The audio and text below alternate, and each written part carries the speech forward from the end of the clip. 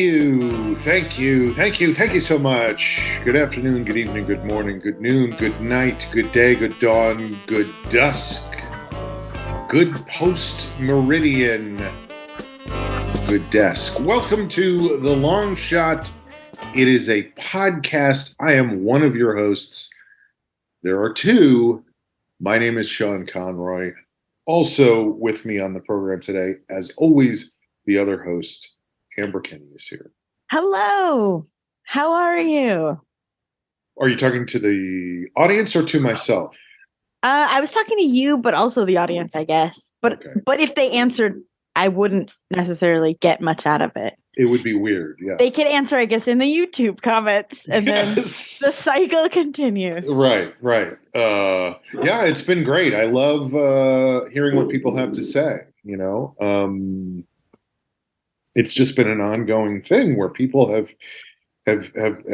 had stuff to say, and and we've been talking the whole time. Yeah, and they respond. Like it's like a conversation. Yeah. It's really spectacular. So I thought, this has become almost like a new segment on the show. We've always had like checking in, and then for a while we had. What did we call the main chunk? I don't remember if there was even a name for it. If it was just like we called it the theme of the show, but I don't know if we called it that on the show, or if we just like referred to it as that. And then we lost that. That section is gone. We just check in for a very long time and check out for a very long time. We're never there. Do you know what I mean? We don't stay. It's the worst customer service at the front desk in the history of the world. Goodbye. There's never a time where we contentedly sit down and try to figure out how to work the television. No. Yeah, that's a good point. It's mostly about delaying the end of the show long enough to make it feel like there's actually a show. Yeah. Give them the old razzle. Right. We are all style, no substance. What is the show about? I don't know. They show up, they say hello, and then they say, "We got to go. Goodbye." Yeah, I would argue we have very little style as well. I don't like that our show is so self-disparaging. You know, it's how do we sell this to anybody when all we do is literally shit on ourselves? No, I think By the way, folks, if you're listening, please turn this off. There is no reason for you to be paying attention to this. I think we are what we are, and there's a purity to that. I guess what I meant is usually when you hear style over substance, it means like it's about the production value. It's about I don't know, like the framing construct, and we don't really have any of that. Right.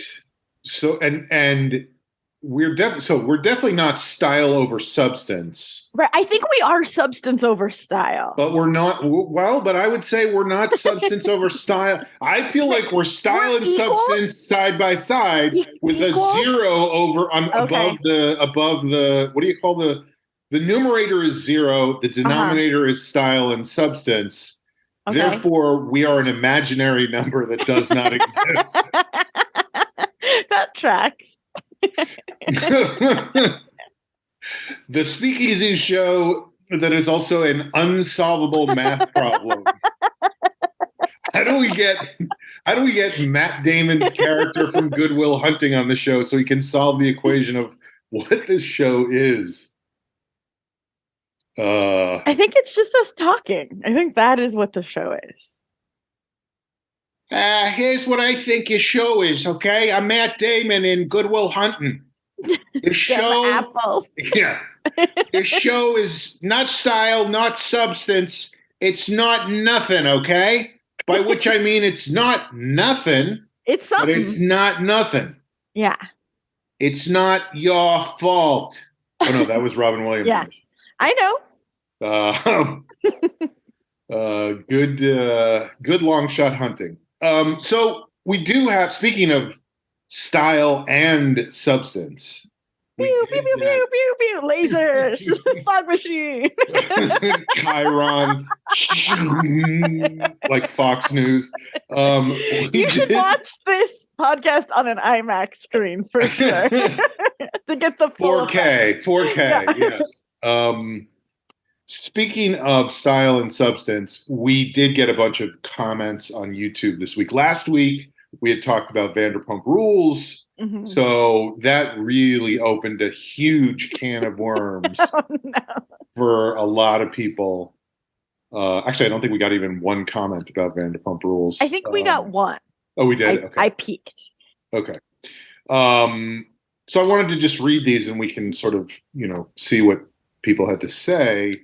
Then we could talk about what happened on Vanderpump Rules after we had our podcast last week because, whoa, what a... Nothing I know. Happened. It was like, speaking of... They did their checking in week 1. And they're going to do their checking out week 3. They should have cut out the middle segment like we did because there was nothing to it. It was zero. It was just James sneering at Matherton, or what's the guy's name? Sandoval? It was James sneering at Matherton and Matherton sneering at James. Both of them, there was nothing to it. Sheena, unfortunately, you have to be 100 yards away from Raquel, so we're going to have to ask you to leave the studio. And then Raquel comes in and goes, I really wish I had not filed that restraining order. I'm trying to get it undone. I'm talking to the court about dropping. Oops. Yeah. Ugh. God. Okay. We'll come back to that. Here's the first comment. Now, these I don't know if they're going to be in the right chronological order, so there might be some that refer back to... Oh no. Yeah. Well, I just copy them straight from the page, but I don't know that the page keeps them in order, Yeah, I think they're posted in most likes or something. Yeah, right. Oh, right. That's what I should have done. Because there's probably a little tab at the top where you go most popular, most recent, most useless, most intelligent, most likely to be successful, most likely to be elected prom king. Did they have that when you were in school? Did they have the most likely superlatives? Yeah. I won one. What did you get? Most likely to be seen in Hollywood.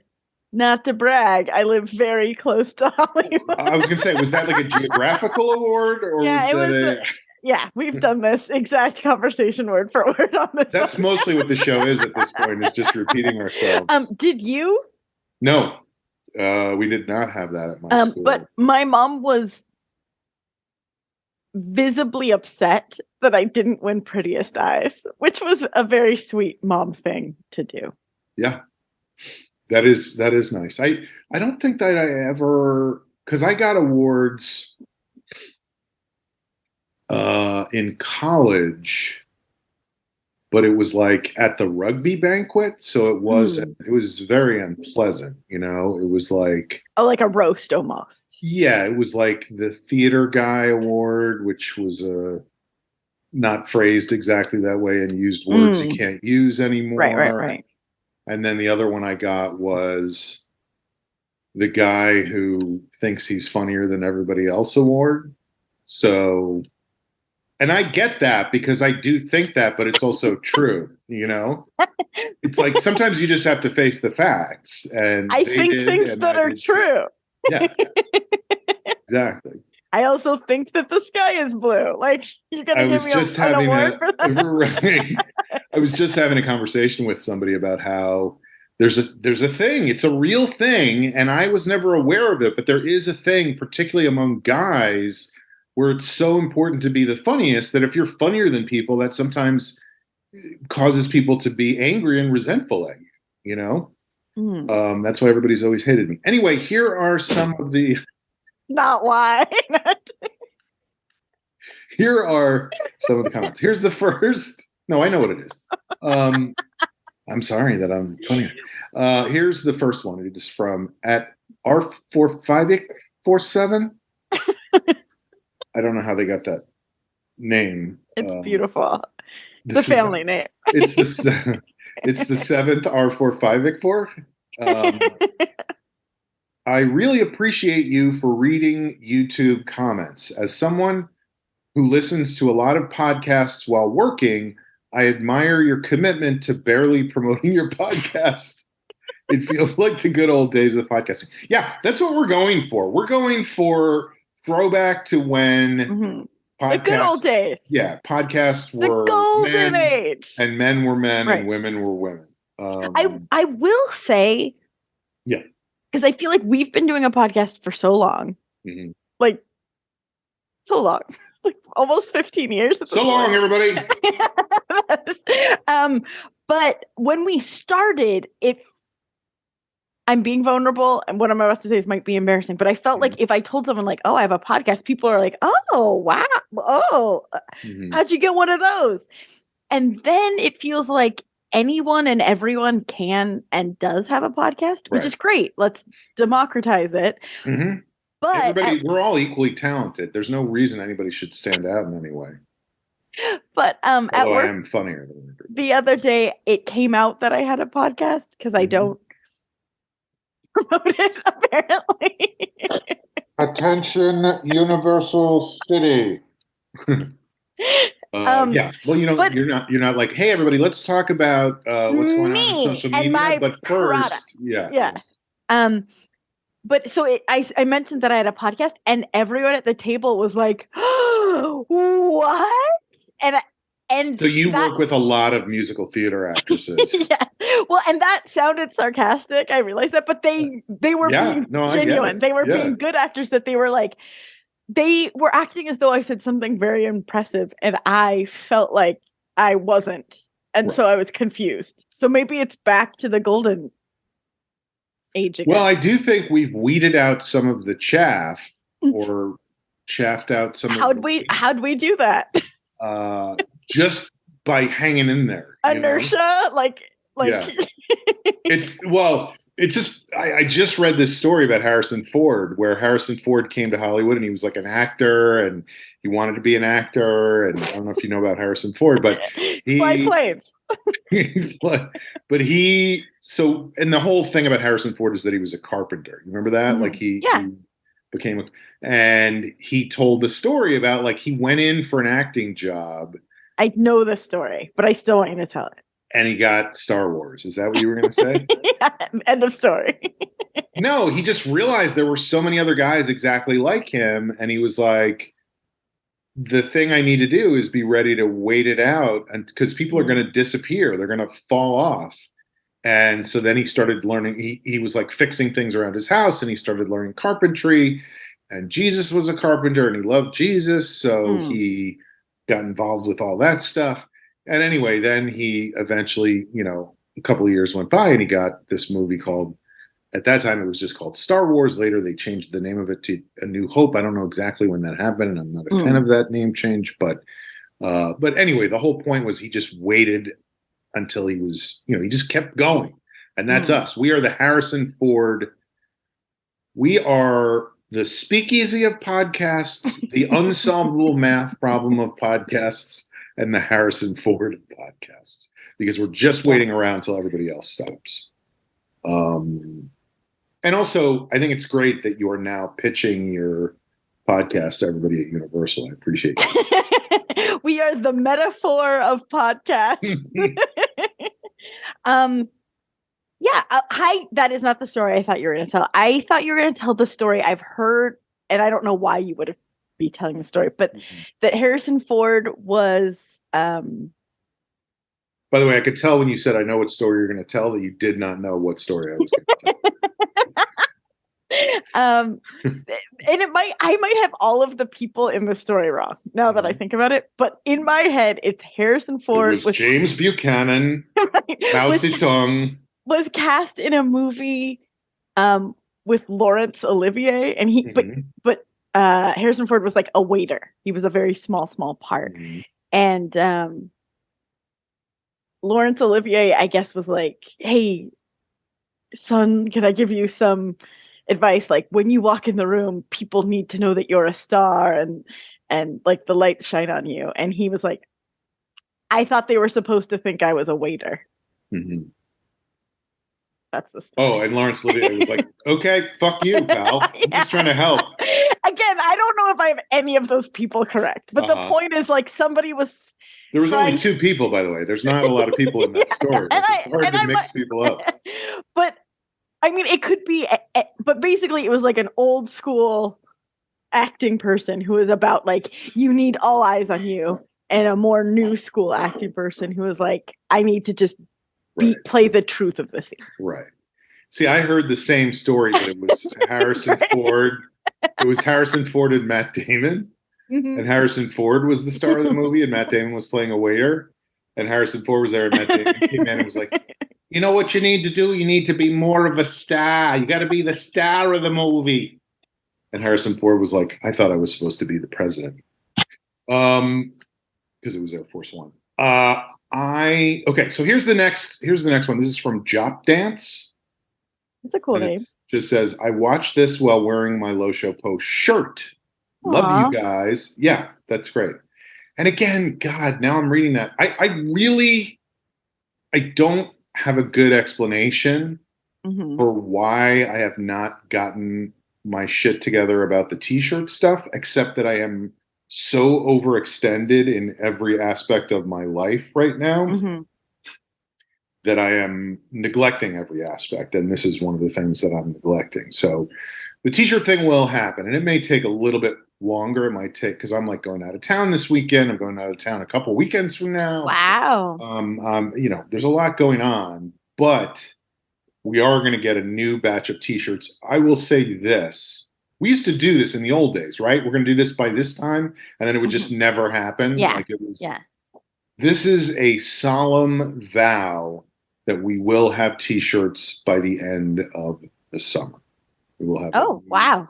Batch of. That's soon. That's ambitious. 2.5 months, right? Like that's enough time to get that done, I think.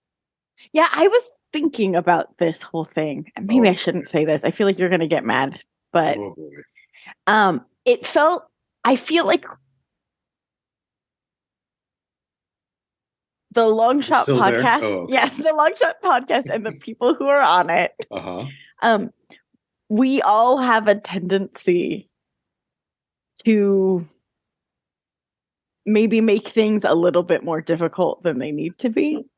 Fuck you. How dare you? Why would you say a thing like that? Well, but also the cherry on top of that is that we had Jamie, who was the perfect scapegoat in the like, well, Jamie didn't do anything, but like we didn't do anything either. Do you know what I'm saying? Like, I don't think you're wrong, but here is my counterpoint to what you are saying. I never signed up for this saying I will do all the things that need to be done. Whereas when Jamie joined the podcast, he said, I will be your producer. I will take care of the details. I will make sure everything runs smoothly. And that was the opposite of what he did. Or not the opposite, but like he said that and then he did not do that in any way. And I mean, it's fine, but like, I just think there's a slight difference there in terms of what people are, what people are signing up for. Because I signed up for this podcast. I signed up for this podcast to do transcriptions. Like mostly what I do is I sit down and type out everything that we say. And then all of a sudden I'm one of the hosts. So that's a little weird. Sorry. Oh boy. I just pulled my headphones out, so I can't hear anything right now. Can we have the editor fix this? Oh, right. I'm the editor, so it'll never get fixed. But I take your point. I take your point, as they say. And, it was just, yeah. But I hope the listeners take my point, which is that we will soon have some new t-shirts. Okay, here is the next one, and this is from @user PJ5PC4 year 3G. I guess there's a lot of people on YouTube now having randomly generated usernames, unless that really means something to that person, which I don't know. This person wrote, this is okay. Yay for the weekly uploads. And yes, Sean, you are saying my name correctly, Cassine. I have gone back to listen to old episodes only to realize. Okay, so this is the person who is a baker. Yes. Who made a drawing of the two of us, which I thought was It's a fantastic drawing. Thanks for sending it my way. Yeah. And I think it's a she, also sent I don't remember. Well, the cake. Yes, and I don't remember where that was. Was that on Instagram or how did that come to be? Yeah. It was on Instagram. It was an amazing looking, like it just made me want cake as soon as I saw it. Yeah. Not the band, which is touring weddings right now, but no, cake wasn't there. I think it's so great that they're willing to do weddings, although without the trumpet, apparently, which is the best part of the band.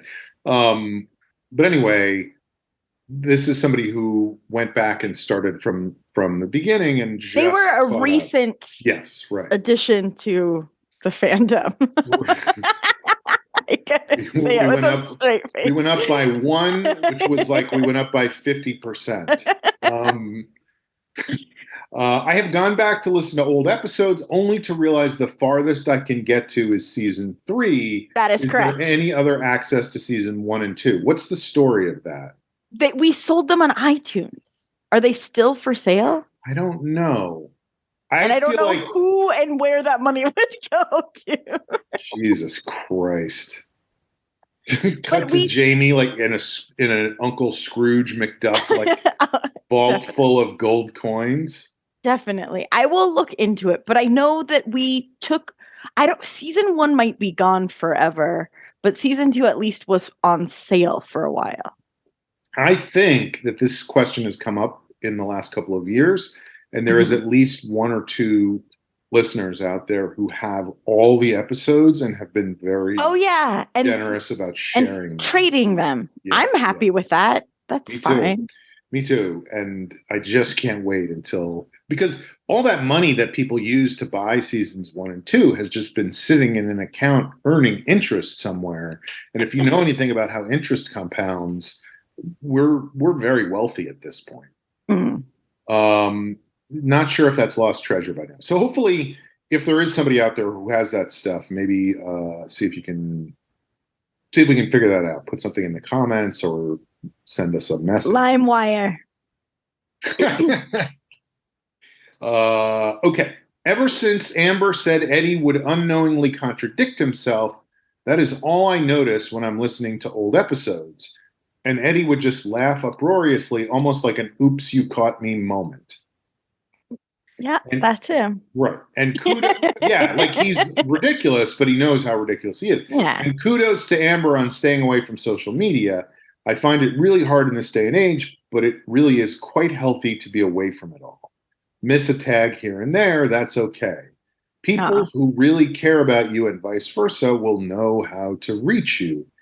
In other news, I tagged both you guys in a cake I made. Right. I saw it. I did see it, and I hearted it and everything. Right. I hearted it, and then I livered it, and then I spleened it. So I know Amber won't get to it, but I tagged her anyway because I didn't want her to feel left out. Aw, that's so sweet.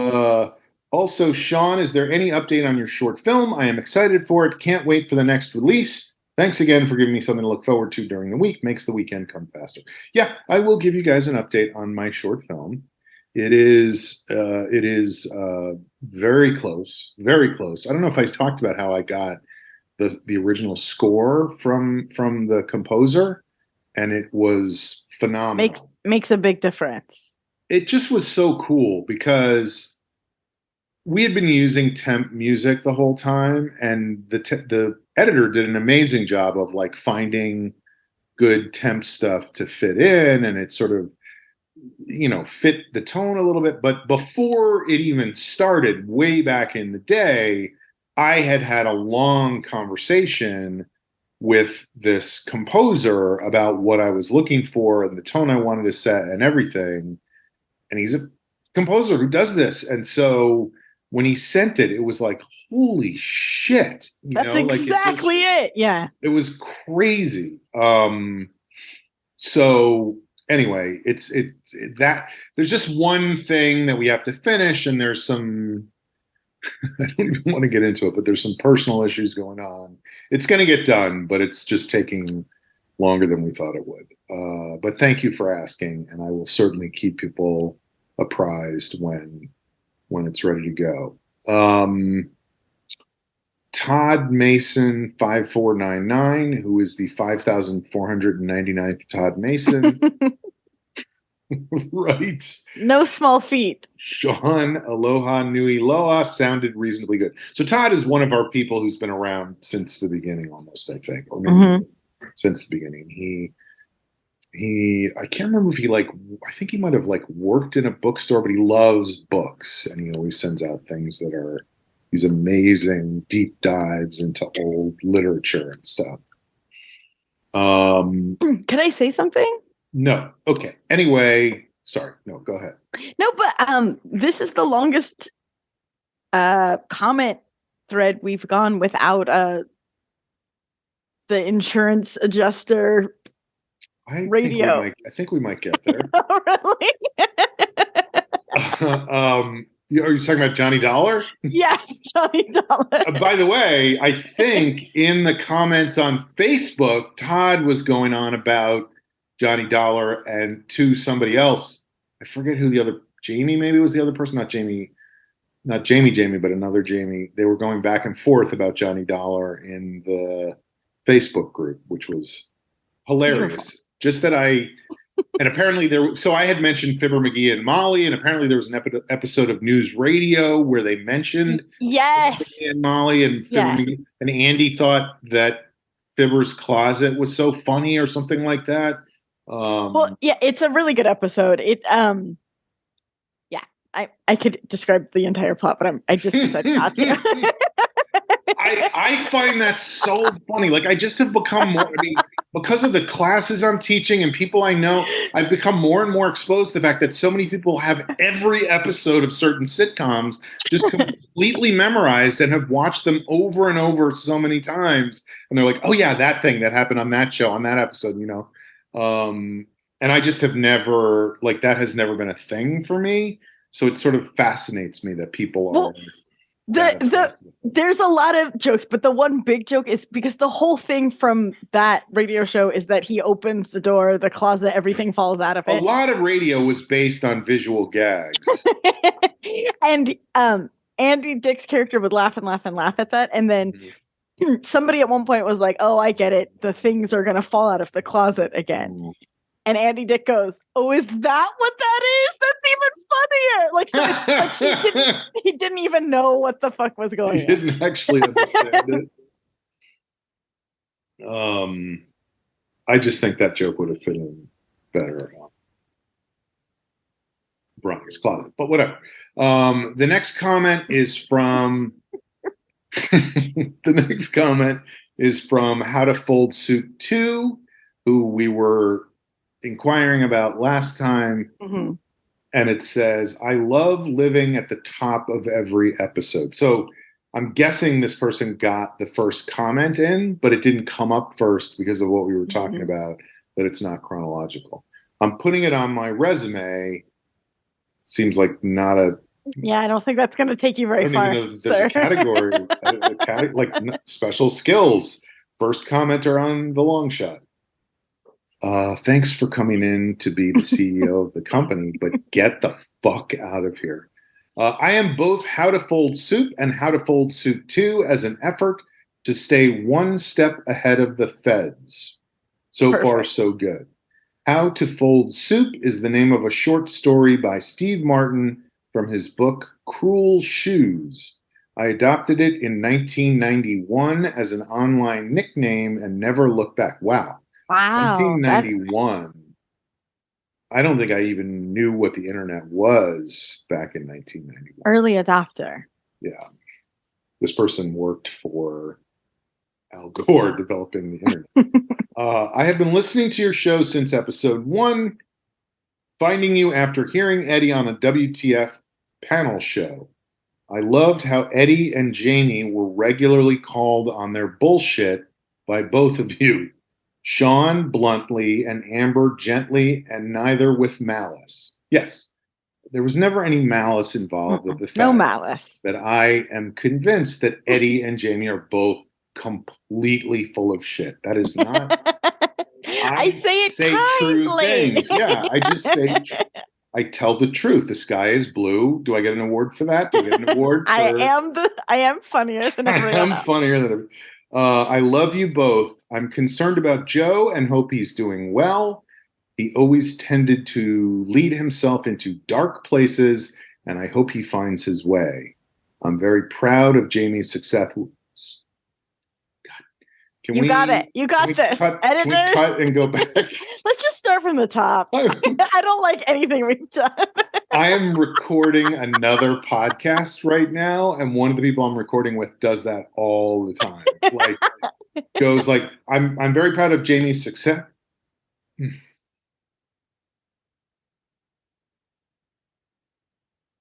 I'm very proud of Jamie's success. And so we know that the editor has to go back in and like cut all that out. And I'm man. How can you be that self-aware and how can you be that? Anyway, I'm very proud of Jamie's success with his theater. And it was wonderful watching Amber's career grow from administrative assistant to cartoon trafficker.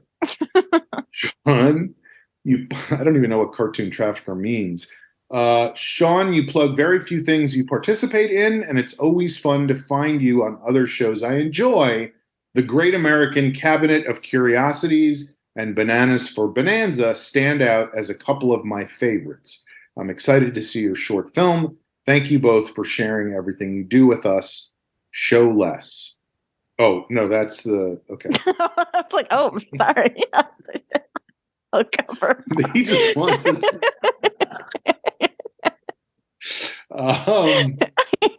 So what does that mean? Are you very involved in cartoons specifically, or?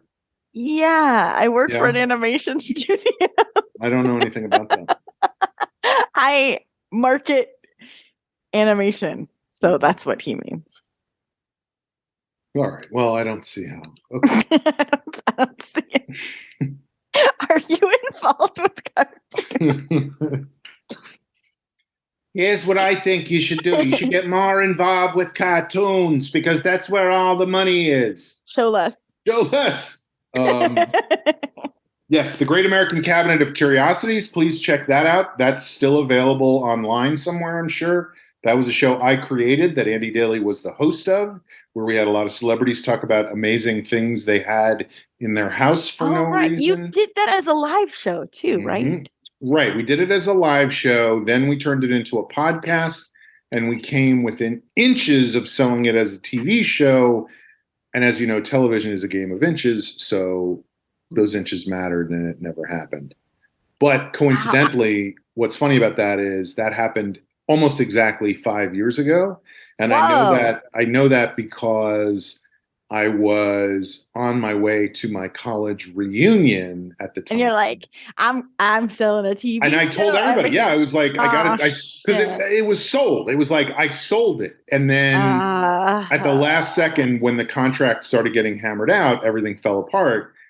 But it meant that the whole reunion, I was just walking around going, yeah, I just sold the TV show. And everyone's like, that's the guy who thinks he's funnier than everyone else. I can't tell if he's joking because who knows what goes through his mind. I also, and so I'm going to that reunion this weekend coming up. And that'll be interesting to see everybody. Well, it is, except now I don't have. You have to be like, oh, that show. You just say it was on Freevee or something. Nobody will remember. Yeah. Nobody will even remember. Or just say a streaming service that no one has. Right. It was Quibi. It was a Quibi show. Quick bites. Quick bites. Yeah. Okay. My phone is ringing on my computer, and that has never happened before. That's what mine does all the time. And I'm like, how does this happen? And then sometimes people can hear it at the other end, and sometimes they can't. And but I'm also not allowed to speak at my college reunion because I've done that before, and I'm banned for life from. There's two things I'm banned for life from, and one is speaking at my college reunions because You mean like formally, like when you get there, you can right, like I speak got to up and other did people. stand up, You don't and they have were to be like, mute the whole time. no, but I got up and did stand up, and they were like, oh, you're never like. Yeah. They were like, can you do stand up at this thing? And I was like, sure. I don't. What should I do? Should I do like I don't know if I have time to put together like a specific roast of the school. And the guy in charge was like, no, just do what you would ordinarily do on stage. And I did. And you've seen me at some points do comedy on stage. Filthy. Well, that's exactly my point. Is like I could not be less of that, you know? Yeah. Like I'm like, what is going on with time travel? It just parties are weird. Yeah. But to them, I was the most disgusting thing they had ever seen. And they were horrified, like completely horrified. They've lived a very It's very strange. It's very strange to me because these are all the people I lived with when I was like 17, 18, 19, right. 20. And I'm like, I know you guys. I know what you were doing. I know. How could you be upset that I said one thing with a 4-letter word in it, you know? But anyway, and then it got back to me that people were saying I was so anti-Catholic. It was crazy. But, and then I'm also banned for life from the campus of the University of Alabama at Birmingham. So anyway, check out the Great American Cabinet of Curiosities and Bananas for Bonanza, of course, is Daly's show where he does a character who is a cowboy poet. And that's a very, very fun show that I have been on a couple of times as a character that I do. And it's just a treat. Okay, here is a comment from our friend Phil, who we know lives up in Canada. And he says, Amber should come to Canada sometime and have a Jamba Juice. I think that's in relation. No. What that is because I said, put that on your bucket I'm list. down. Yeah. I said Jamba Juice last week. Yeah, and I thought it was really cute. So Amber should come to Canada and have a Jamba Juice. Does everyone in Canada say Jamba? I don't know. I don't know. I'm surprised that Jamba Juice even happens in Canada, but I guess so. They have almost everything we have. I don't think that's true. Have you had a lot of Jamba Juices in your day? No, but some. I had one recently. I think that's why it came up last week. I think that's why it came up last week. Yeah. Tell me everything. What was the instance that you stopped at a Jamba Juice? It was at the supermarket I go to over in Studio City. Mm-hmm. And for some reason, I don't know, I just was like in the mood for breakfast, but I didn't want to eat it. I wanted to drink it. So I went into Jamba Juice and got a protein shake. And it was delicious. Yeah. End of story. There's nothing more to it. It's a great story. Captain US says, thank you for my squee moment. I can't tell you how delighted I was to know I have even the slightest bit of your headspaces. Love, John Thomas or John Thomas Mason. I don't know where his name is partially hyphenated, and I'm not. You don't know where the hyphen goes. Yeah, I think I was doing it wrong. I was saying John Thomas, but it's actually John Thomas Mason. So who knows? Jamba. I can't get anything right. I am funnier, but I am not smarter. Show less. Here's one from Naked Comedy. Our friend we know who Sam, that is. Former producer of the show. Can we have a Loshopo meetup at Tom Tom's? That, my friend, is the only Vanderpump Rules comment. Because Tom Tom is the bar that Tom Schwartz and Tom Sandoval ran with Lisa Vanderpump before they opened Schwartz and Sandy's. So they worked at Sir, and she said, do you want to do your own thing? Here's a bar. We'll be in it together. And then she was like, you guys have done a good enough job that I want you to open your own place. Or they wanted to make more money and have their own place. And she gave them $50,000, which they gave her back. And Andy was very confused by that. Right. And Tom Sandoval basically had his mom empty her retirement account to open Schwartz and Sandy's. Tough stuff. That fucking garbage hole. Yeah. But Tom Tom, I'm down. Let's go to Tom Tom. Where is it? Do you know where it is? Yes, I do. I know exactly where it is. It's almost exactly where I used to work. It's on Santa Monica and San Vicente, like just off San Vicente, in deep WeHo, almost Beverly Hills. Okay. It's like right where Pride happens and stuff. Mm-hmm. So we'll do that one of these weeks. We'll have a big Loshopo meetup for me, you, and Sam at Tom Tom's. It's very close to Sir. You could technically go to like all of the... Do a tour? Yeah, you could go to all of the sites. So the last one is Rob Scheimer, who says the algorithm needs words. And I don't quite understand. I think that's true, but also numbers. Right. That's how algorithms work. They feed off information. So thanks everybody for thanks everybody for writing in. Please do so again. Just final comments on Vanderpump Rules. I thought that was a super boring reunion.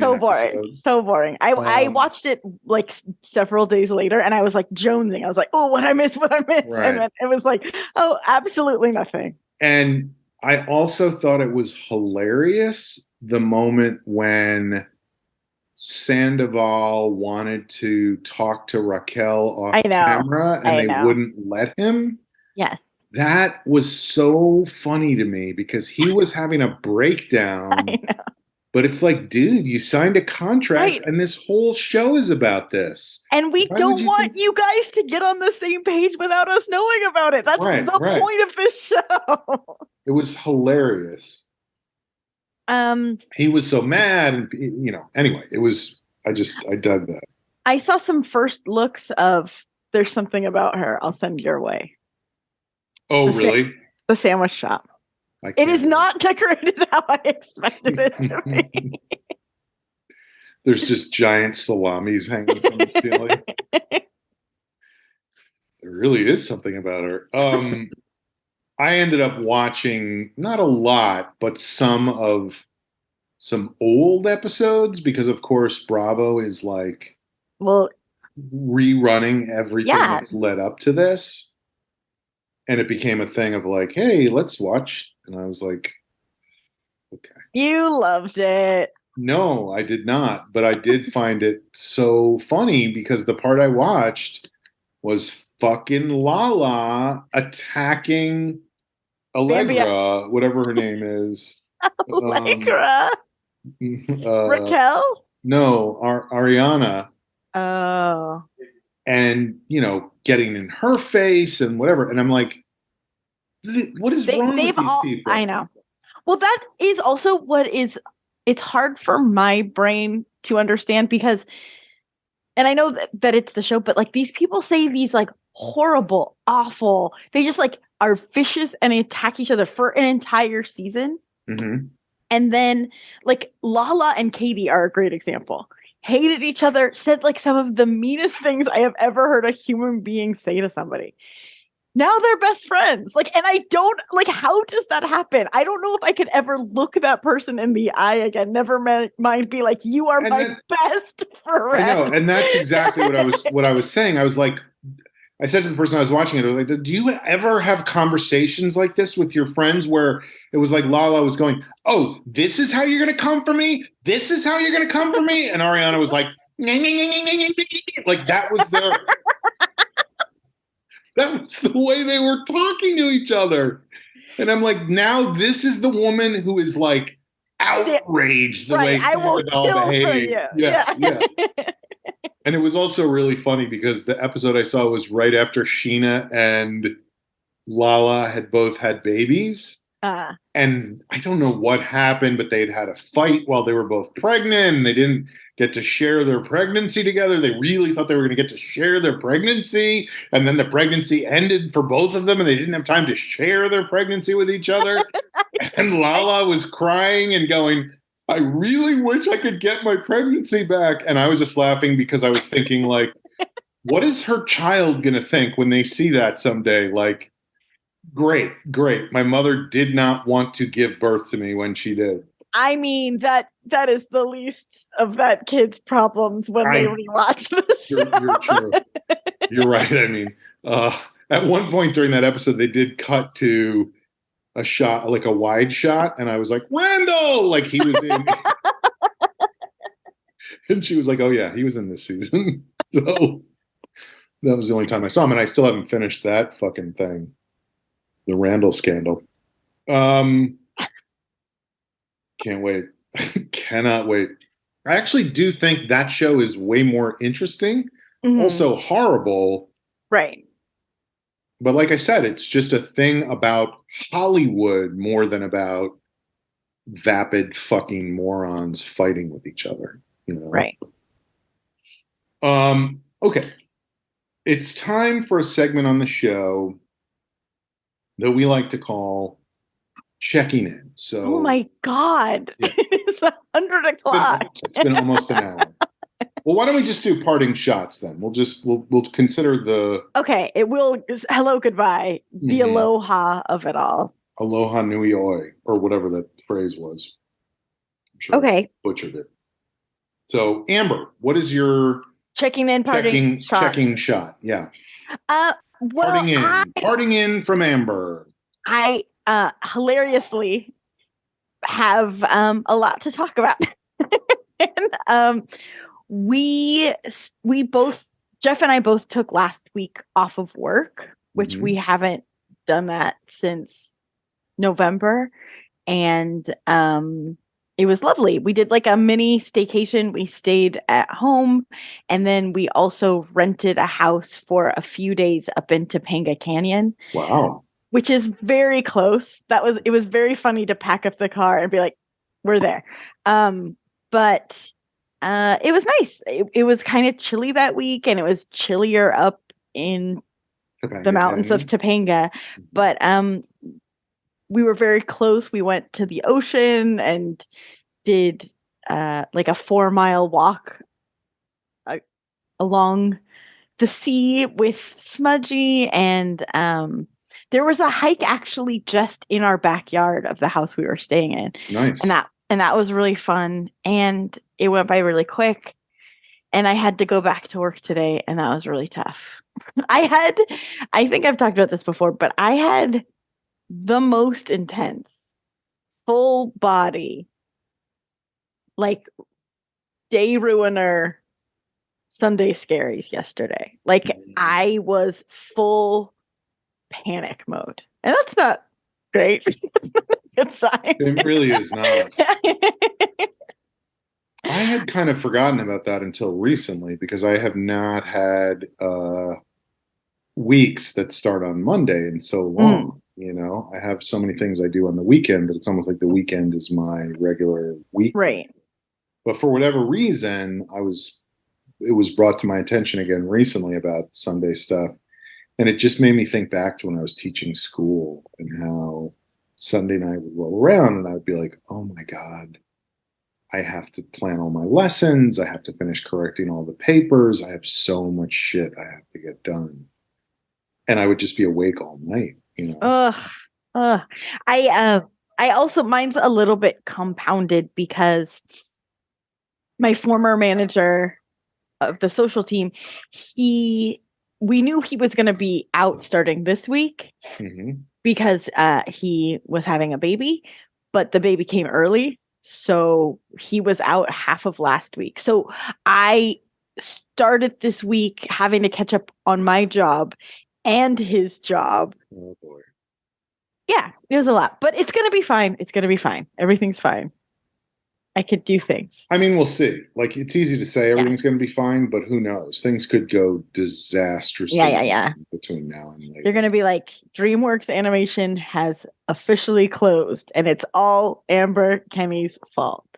DreamWorks, more like not DreamWorks. Can't wait. Yeah, so good. Love it. You should have said Nightmare Works. Yeah. Let's all do rewrites on jokes we come up with in the moment. Why don't we do that? So what else? Anything else? Yeah, I I'm trying to think. It was so nice to have time off. Um, and it's crazy how much I do in a day when I have a work day. But then when I have free time, you would think that it would be filled up just as much, but it's like, what did I do that day? Oh, we woke up, I worked out, we went for a long walk, and then it was dinner time. Like I don't understand how time goes by so quickly when you have the leisure time. Right. Yeah, there's that whole thing about your time fills up with exactly what you have to do. So like, if you have a lot of things to do, you get them done. But if you don't have a lot of things to do, you only have a couple of things to do, they're still going to take the amount of time you have. Totally. And that's why I do a lot of stand up about time. And then I mention one F word and I get banned for life. But yeah, it was super fun. We rented the place Tuesday through Friday, so we still had a whole weekend at home. And again, we were home. We checked out at like 10 a.m. and we were home on our couch eating breakfast at 11. There's something nice about that because that is always the horrible part of vacation. It's like it's over and now we have to drive 8 hours or whatever. Well, and the drive home is always so much longer than the drive there. Like and I don't also know, more crowded somehow. Yes, like there's more people, there's more stuff. And you on the way to vacation, you're like excited and it's part of it. You could listen to a mix. Like we're on vacation, but the same exact distance on the way home, it's just like it's over. There's nothing. This is exactly what happened when we went to Phoenix a couple of years ago. Was on the way down, it was great. It was like we were in the car on the road again. It was so fun. You know, we were like dancing while we were like ghost riding the whip, and then we were up on the hood on the highway, and you know all that. We all did headstands at that one gas station and took photos of it as if we were holding the car upside down. Yeah. And then on the way back, it was just me and Joe punching each other to stay awake. You know, I was like medically. You didn't even come with us on the way back. I was medically hungover on the way back with Jamie. Like it was a problem. And my favorite is we talked about it since, and Jamie was like, "Oh, like he didn't know." He just thought you were being unpleasant. Yeah, I was like, "Can we stop for more water?" Like we're in the middle of the desert.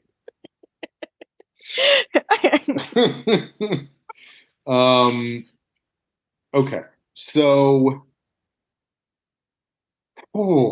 I guess here's my what am I going to talk about? I had like a whole list of things here. Hopefully everybody already follows me on social media, but I've decided to pay more attention to social media. So if you don't, follow me on Instagram, Sean Conroy. I've been posting a lot of stuff about the show that I've been doing on Saturday nights. Oh yeah, how's that going? It's going well. This Saturday was really fun. There was a dog in the audience who became the star of the show. Why was there a dog in the audience? Dogs need entertainment as well, okay? Yeah, and it's like balls and bones and the dog literally was like, I didn't know this was an improv show. I thought it was stand-up. So and was he doing that thing where he was like making really funny suggestions, like trying to pull focus? Labrador with a fart problem, like that kind of shit. You know? So much contempt. Fire hydrant. Bone, get it? But yeah, it was just really funny to me. And not only was there a dog in the audience, but the dog was brought in a baby carriage. Like this was okay. All right. That's too much. I mean, I love my dog. That's too much. It's too much. It was funny though, because the monologist who was telling stories started talking about dogs and was like, I was not a dog person. I felt like people who had dogs. She was like, I don't like dogs. I never had them. Well, she said, I had them as a kid, but I grew up on a farm. So the dogs just lived in a kennel and we didn't even give them names. Like they were just hunting dogs. Yeah. It was like a pack of hunting dogs. Like dog one, dog two, dog They were an entity, not individuals. And so she was like, the people who need dogs need them because they need to have unconditional love. And I don't want that. I want to be conditional loved by love. people who care. Yeah. And then she was like, I got into a fight with my boyfriend who loved dogs, and we sort of separated and went our separate ways. And then I saw him on the street, like just over the course of the day. She was like, I saw him on the street, and he was like, so he looked so sad, she said. And when she talked to him about it, he was like, I wouldn't be this sad if we had a dog. Oh my God. Which is emotional blackmail, but it worked. And she was like, fine, we can get a dog, thinking that either they would break up or she would convince him to not do it or get rid of the dog very quickly. And neither of those things happened. And she said now she is like a dog mom. Like, she loves this dog. She can't imagine life without the dog. Her phone is packed full of pictures of the dog. Yeah. When other people talk about their kids, she starts talking about her dog. Yeah. And this all came out of the people who brought their dog in a baby carriage.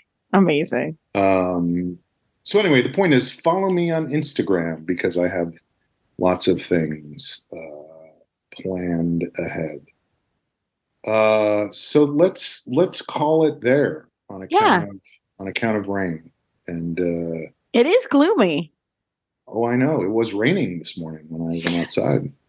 My friend Lampy said, I'll use quotes. Mm-hmm. She said, they are calling it Gray Madeddin. Editor, can you? No, you don't even say editor. You just stop and you go.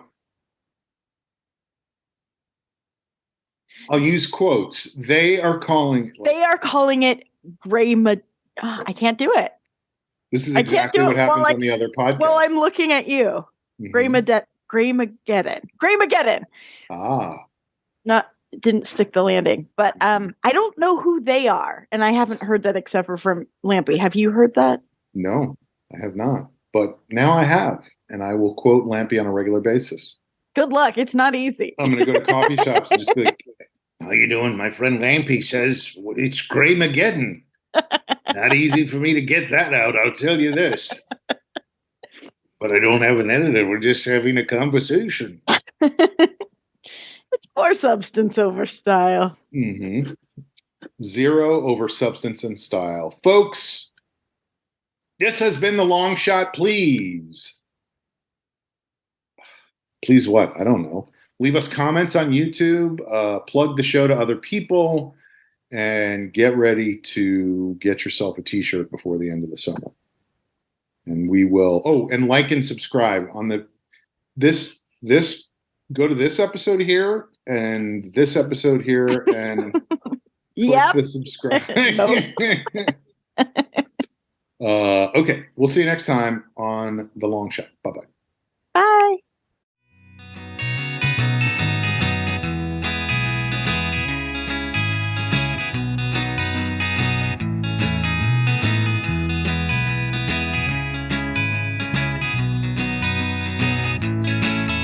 You told me my torso belonged in a cage. You said I was way too damn big for my age, and I couldn't believe it when you said you'd leave it to me to decide your last name.